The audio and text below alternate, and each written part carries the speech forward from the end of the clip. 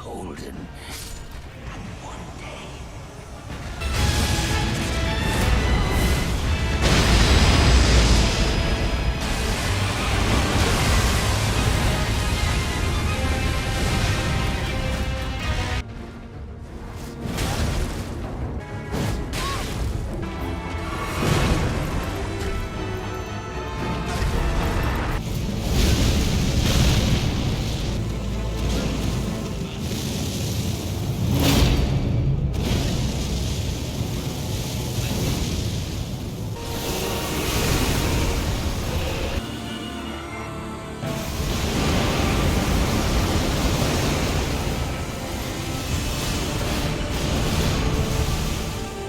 What's up, guys? In today's video we're going to be showcasing this tanky and intimidating looking build where you'll just be running up on your opponents, taking a ton of damage and being all up in their face the entire time, whether it's with these thrusting shields or whatever else you decide to use.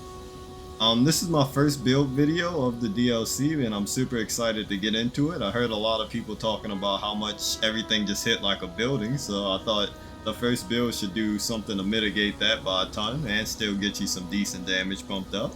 So without further ado, let's get right into the stats. So starting off with our stats here, we're going to have 60 in the vigor.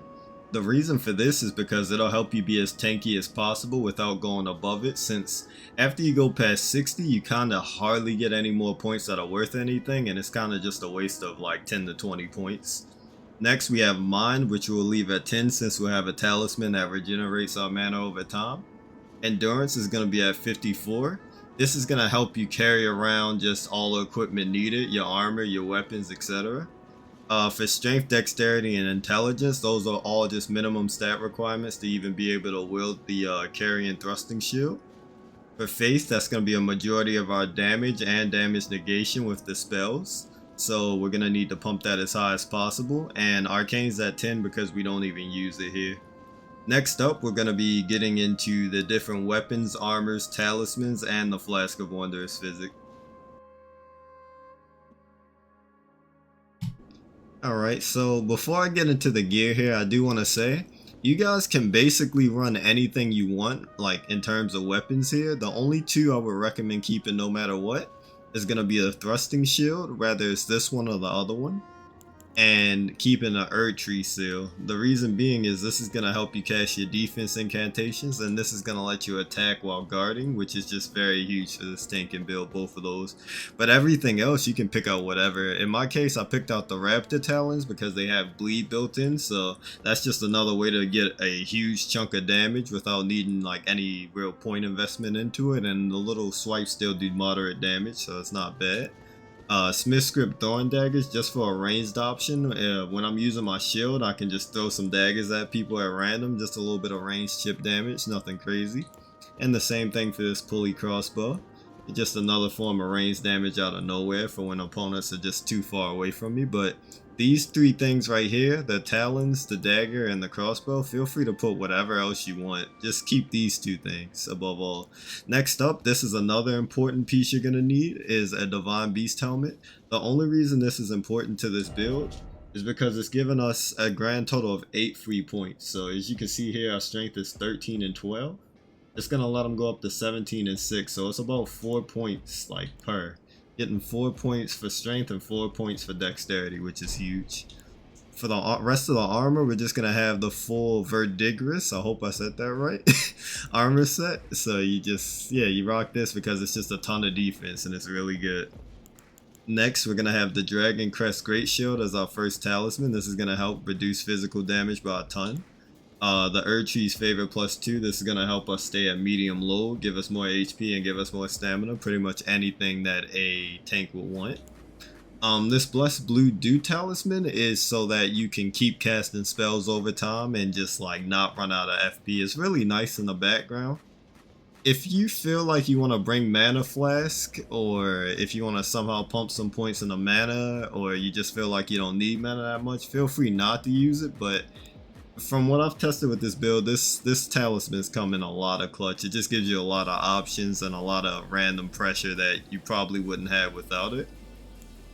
And this is another slot that's kind of interchangeable, but This helps all your non-physical damage just like do less damage to you overall, and it's pretty good for just a generalized talisman to have one. But you can change this out for a ton of other talismans. Like if you're into talisman swapping, you can start with the ritual shield talisman and just have a ton of defense, and then switch to this after you get hit or whatever you want to do. You got a ton of options for this. You could use ritual shields talisman, a blue feathered branch sword if you were low. You could even say skip the tanking and just go to more damage while you're full if you want it for some reason. You can put on a great shield talisman. So you got a ton of options. It's pretty versatile, this slot, so do whatever you want with that. And for the flask of wondrous physics, we're going to have a crimson crystal tier. This is just so you can get a huge chunk of HP up.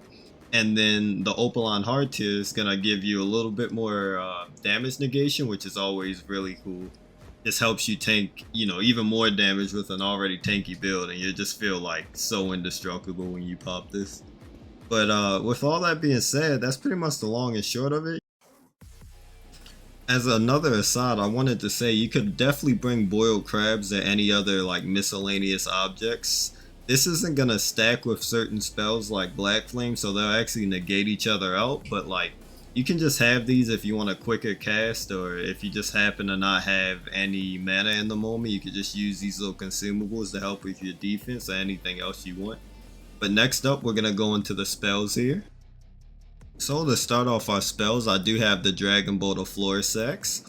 And if you don't know how to get any of these DLC items, I do have a link in the description below that gives different tutorial videos to every single one of these spells, weapons, and armors. So if you guys are curious where to find those, just check the description.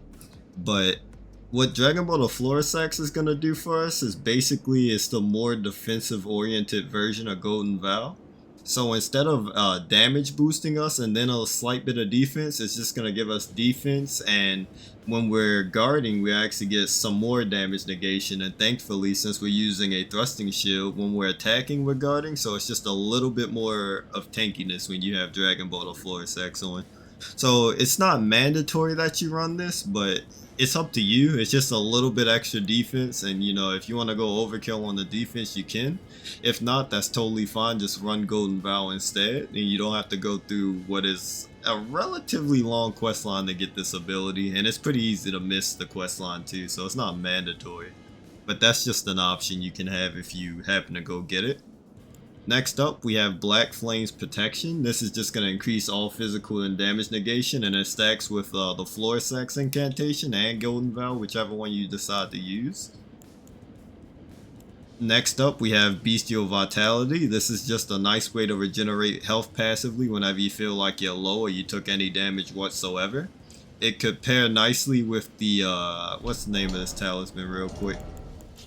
It could pair very nicely with the Ritual Shield Talisman, as if your health just constantly ticking back upwards and you take minimum damage from a hit, you'll just be able to just keep getting back to full HP if you don't get hit too much, and just keep tanking huge blows for minimum damage, which is always handy. Next up in our spells though, we're gonna have Golden Vow, which is the more offensive oriented version of this Florisax ability. So if you want a little bit of extra defense and a little bit of extra damage, just go for this. It's a pretty solid option.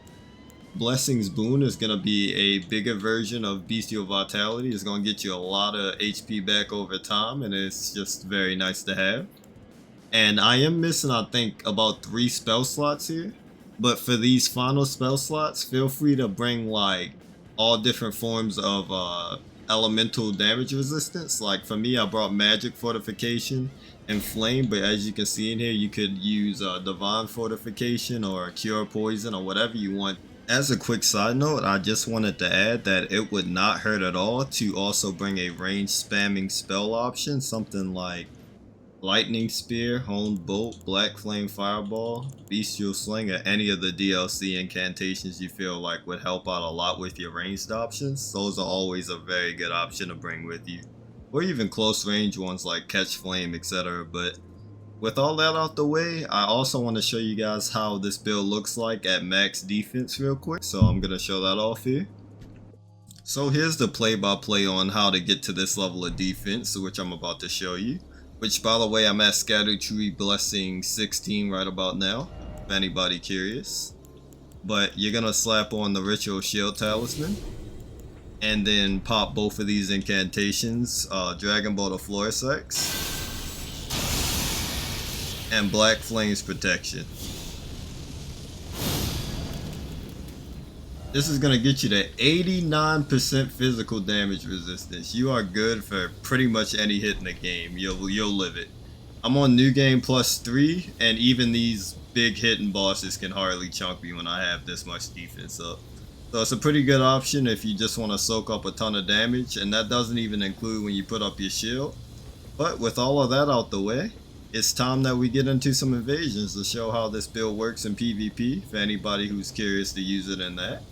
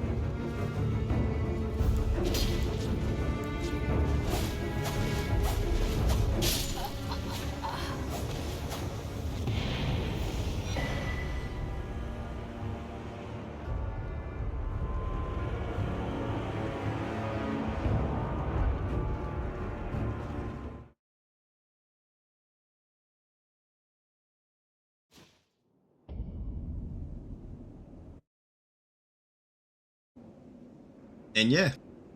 And yeah, as you guys can see, this build has some pretty good tanking capabilities in PvP and PvE.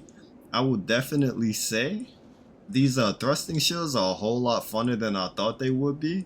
Mixing defense with offense like this is just incredibly fun, and it seems like there's almost nothing some people can do once you get up in their face with it. But overall, I hope you guys enjoyed today's video and you guys enjoyed this build, and I'll see you all in the next one.